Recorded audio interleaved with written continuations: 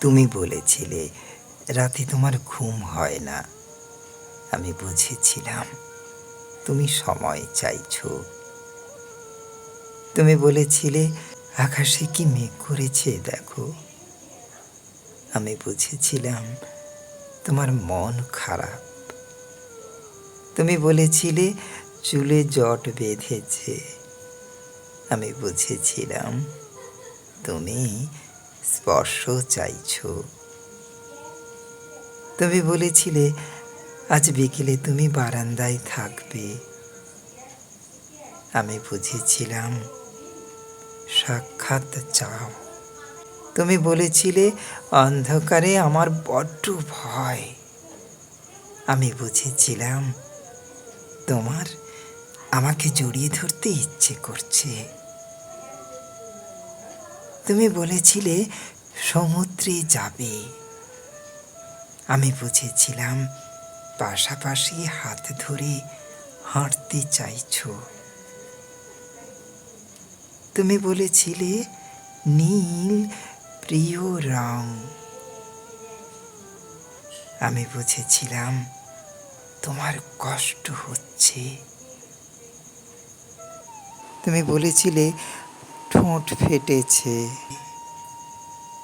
আমি বুঝেছিলাম তুমি চুমু খেতে চাইছো। তুমি বলেছিলে অঙ্ক ভালো লাগে না। আমি বুঝেছিলাম তুমি কবিতাই ভালোবাসো। তুমি বলেছিলে আজ তাড়াতাড়ি ঘরে ফিরতে হবে। তুমি বলেছিলে এই হুটহাট দেখা করা, অসময়ে ফোন করা আর তোমার ভালো লাগছে না।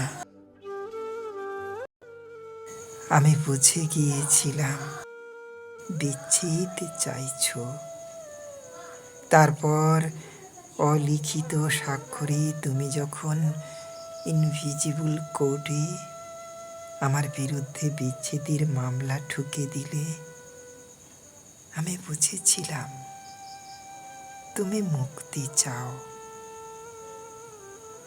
এরপর সব বুঝে যখন আমি দার্শনিক, সব মিটিয়ে তুমি যখন অন্য ঘরের শোপিস, একদিন আমাদের দেখা হলো। তখন